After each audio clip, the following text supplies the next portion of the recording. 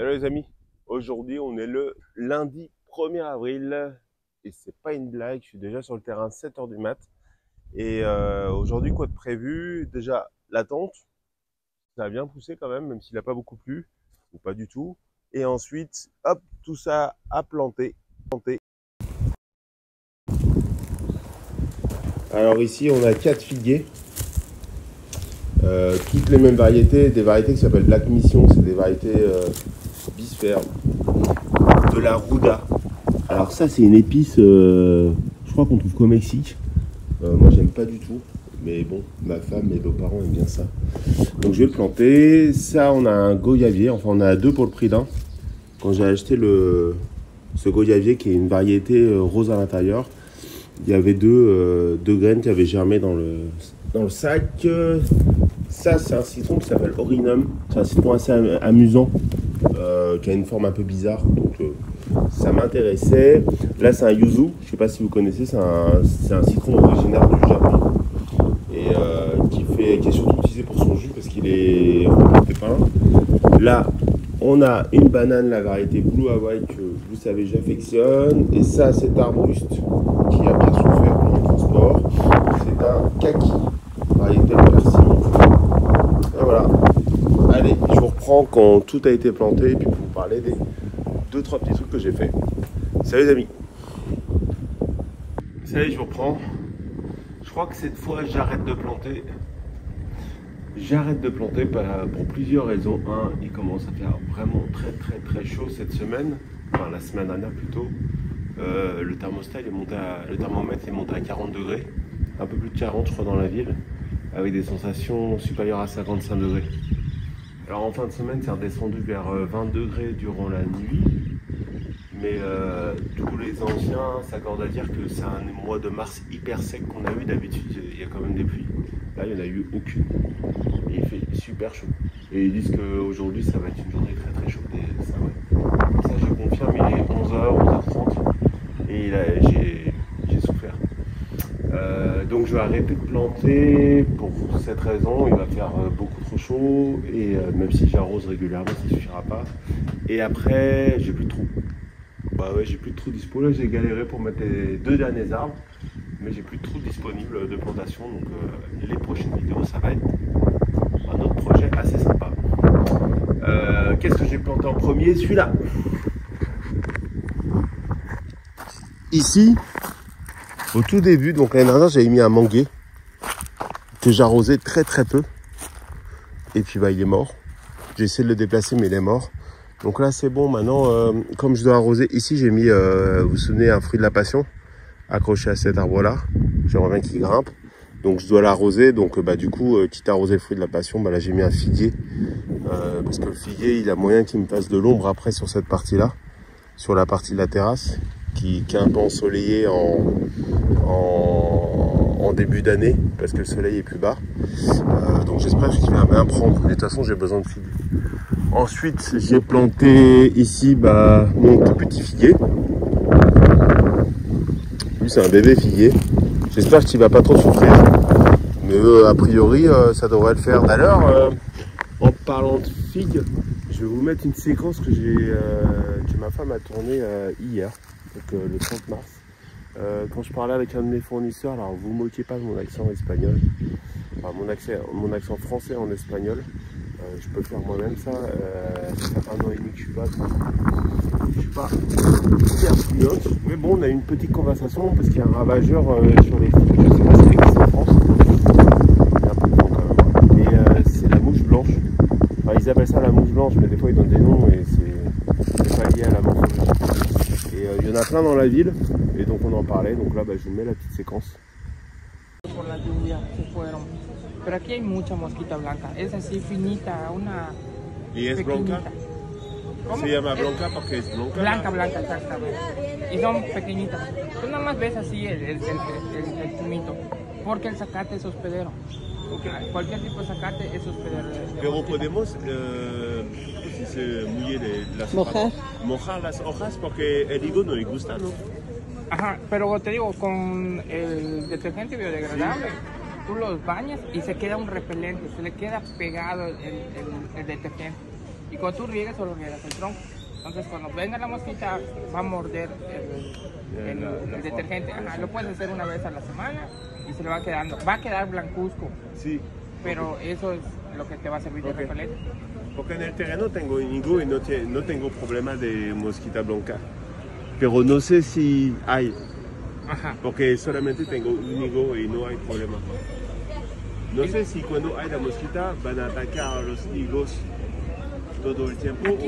Aquí en Mérida sí hay mosquita blanca. Sí, pero el terreno no es en Mérida. Es menos. O sea, la probabilidad de que te infectes o algo así es menos. Lo que pasa es que aquí es muy fuerte. Ah, ok. Muchas gracias. Nos vemos en 5 minutos. Et donc, lui, moi j'ai un seul figuier sur le terrain et il a l'air de bien se comporter, donc je ne pense pas que j'ai ce prédateur ici. On verra bien, sinon du coup il va falloir que je savonne les feuilles avec un savon. Oui, la semaine dernière j'avais planté celui-là, le Senitso, qui était censé faire des fleurs mellifères. Il y en a déjà une qui est sortie là, c'est marrant. Il n'a pas perdu de temps celui-là. Donc lui il va faire 4 mètres. Ensuite, donc là, j'ai des figuiers, un autre figuier ici. Ouais, j'avais commencé à avoir 2, 3, je dois avoir 7, 8, quasiment 10 figuiers, je pense, sur le terrain. Et ouais, donc là, j'ai galéré pour trouver les trous, parce que, voilà, ça arrive au bout, quoi. Enfin, j'en voyais pas le bout honnêtement quand je devais m'occuper des trous, les vider de leurs pierres, remplir de terre.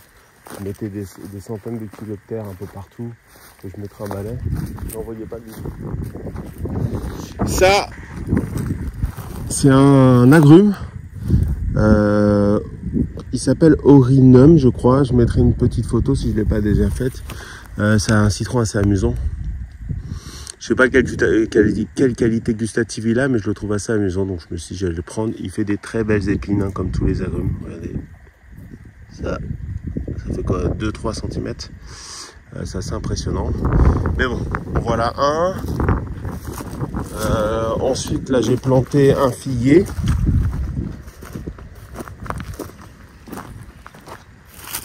Un figuier. Et là, après, je les ai tous mis quasiment ensemble. Ah oui, ça, c'est le figuier qui va bien. Alors, je le guette pour voir s'il me fait des fruits, mais il m'en sort pas pour l'instant. Mais il va super bien, en fait. Il a vraiment bien pris. Et donc, il est en très bonne santé. Donc, clairement, j'ai pas ce prédateur. J'ai pas la mouche blanche ici, en tout cas, pour l'instant. Il est très, très beau. C'est très facile à bouturer, a priori, un figuier. C'est juste que comme celui-là, il est en pleine croissance et que c'est mon sol, je ne veux pas du tout m'embêter. Mais quand il commencera à prendre vraiment de l'ampleur, qui dépassera ma taille, moi, j'essaierai de faire des boutures.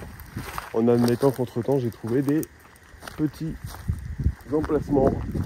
Ah oui, le bananier que j'avais récupéré, qui m'avait été envoyé en ration rue, il est quasiment mort, ça y est, il est reparti. Ça, c'est cool. Donc il sort des feuilles, donc lui c'est bon, il est parti. En revanche, j'avais planté un bananier, le dernier rejeton du premier bananier. Et celui-là il est quasiment mort, je me demande même s'il n'est pas mort. Et je me suis rendu compte qu'en fait il n'y avait pas assez de pression d'eau. Regardez la tronche du bananier lui. Donc là il y a un peu de verre encore. Donc là je me suis assuré qu'il y avait de l'eau. Et j'ai remis un énorme paillage autour pour garder l'humidité parce qu'un avis il a pas du tout aimé ne pas recevoir d'eau pendant peut-être ces 2 dernières semaines ou cette dernière semaine, je sais pas combien de temps, c'est plus combien de temps il n'était pas arrosé. Et donc du coup il s'est laissé mourir. Alors, qu'est-ce que j'ai planté? Ici c'est un yuzu. C'est le yuzu qui a été planté. Donc toujours pareil, là j'ai mis maximum de paillage parce que comme il fait super chaud, je veux que l'humidité reste. Et dans le pire des cas, je me suis dit qu'au lieu de venir 2 fois par semaine, je viendrais 3 fois par semaine vraiment sur le terrain. Si vraiment il se met à faire chaud comme ça, des 40 degrés et qu'il ne pleut pas du tout, je ne vais pas avoir des masses de choix. Attendez, qu'est-ce que j'ai planté?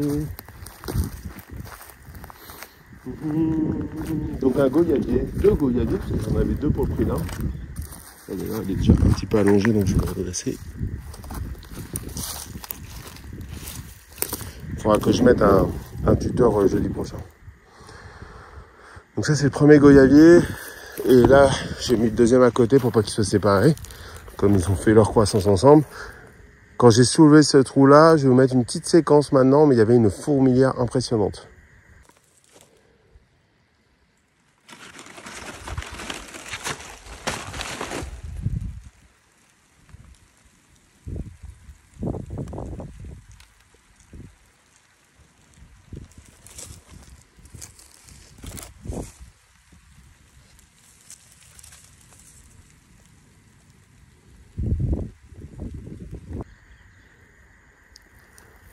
Donc 2 goyaviers, c'est les goyaviers roses. Là j'ai mis mon nouveau plant de banane ici.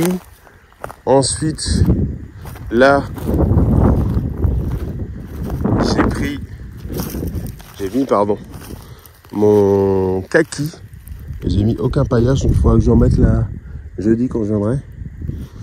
Mon petit kaki, alors lui il a pas du tout aimé le transport. Mais on va voir si là, le fait de l'avoir mis en pleine terre, ça l'aide. C'est chiant, je pensais avoir mis du paillage un peu partout. Le kumquat va bien.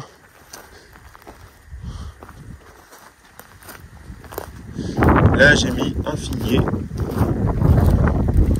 Et je crois que c'est tout. On a tout. Là, j'ai mis un figuier. Donc, j'ai dû enlever cet arbre-là qui était mort. C'est un prunier du Japon qui se faisait attaquer par les fourmis. Et j'avais mis le fameux cellophane autour. Et lui, je sais pas pourquoi, mais ça a changé rien, il se faisait tout le temps attaquer. Il y en a chez qui ça marche. Tiens, par exemple, celui-là. Le papayer se faisait attaquer. Hein, les feuilles, celui-là, j'ai planté direct, il s'est pas attaqué. L'autre papayer qui était spontané, lui, il n'a jamais été attaqué en tout cas des feuilles. Celui-là, il est... je l'ai planté moi-même. Un jour, je suis arrivé là. Et regardez, maintenant que j'ai mis ce petit cellophane avec la vasine, là, ça sort. Il n'y a plus de problème. Elle n'a pas l'air de se faire attaquer. Donc, je sais pas l'expliquer. Ou alors, la seule explication, c'est que c'est pas des fourmis qui l'attaquaient. Peut-être des criquets, j'en sais rien. Je sais pas ce que ça pourrait être. Donc, voilà. Donc, là, j'ai plus du tout de place. Il va falloir que... soit que je fasse nettoyer cette zone-là. Mais du coup, si je fais ça, il y a des chances que mon premier puits, ici, ait pas assez de patates pour arroser là-bas. Donc soit ça veut dire que je passe par des stockages d'eau intermédiaires, soit que je dois mettre un autre puits, donc que je fasse venir encore un cucus pour percer la terre, que je fasse installer, la pompe à eau, qui coûte 350-400 €, que je fasse venir l'électricité là-bas, ou alors que je mette une installation solaire, mais ça me fait moyen de mettre juste du solaire pour ça. Ça me manquait. Ce n'est pas l'année dernière, mais plusieurs fois mes vidéos s'interrompaient parce que l'iPhone devenait trop chaud à cause de la chaleur ambiante. Et bah là, ça recommence. Je sens que ça va bien me chauffer cette histoire, sans mauvais jeu de mots. Donc je disais, il faudrait que je tire un câble électrique d'ici jusqu'au fond pour mettre mon puits. Enfin bref, c'est un petit bazar.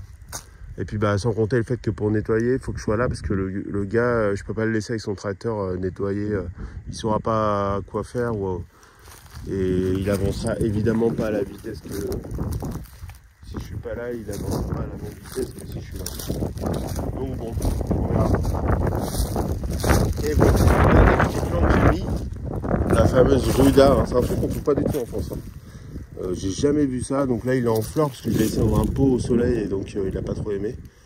Donc j'imagine que là c'est blindé de graines, donc il va peut-être faire des petits un peu partout là. J'ai arrosé un coup, hein, ça fait 2-3 semaines que j'ai commencé à arroser parce que je me suis dit que même si c'est pas à vocation d'être arrosé, ça ferait pas de mal pour que ça s'épanouisse. Et puis on va voir. Voilà.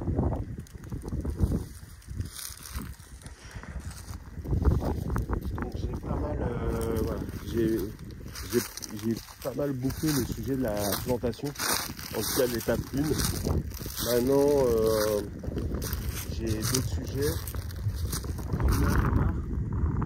Celui-là, cet espace-là, la route d'accès, dont je dois m'occuper. Et ensuite, voilà, voir comment tout ça évolue, comment ça grandit. Est-ce que j'ai planté vraiment trop rapproché ou est-ce que ça va aller? Est-ce que mon réseau d'irrigation suffit? Enfin bref, maintenant on va passer... on va continuer l'espace de la partie conception, mais plus pour la plantation. Maintenant on va regarder comment ça tourne en récurrence, c'est-à-dire jour le jour. Et puis il va falloir que je sois flexible sur mes disponibilités parce que si je sens que les arbres ils souffrent trop de la chaleur, il va falloir que j'augmente ma fréquence de visite. Il n'y a pas d'autre solution pour l'instant. Voilà, il faudrait que je mette le wifi. Mais ça m'embête d'avoir des coups fixes tous les mois avec ça pour l'instant. Parce que j'ai pas assez de revenus. Enfin bref, du coup il y a pas mal de réflexions encore à faire. Mais au moins la partie plantation, regardez. Je vais zoomer, tiens, est-ce que je peux zoomer? Voilà. Alors on les entend, je sais pas, je pense pas que vous les entendiez, mais là, et vous les voyez sur cet arbre-là, qui est un arbre maya là, il y a des petites fleurs et ça est gavé d'abeilles. On les entend bourdonner là-haut là et se régalent. Enfin bref, je parlais plutôt de la plantation. Donc là maintenant tout est au complet. Tout est au complet. Bon bah maintenant il n'y a plus qu'à ce que tous les arbres grandissent sainement et commencent à donner des fruits. Allez, à bientôt les amis. Ciao.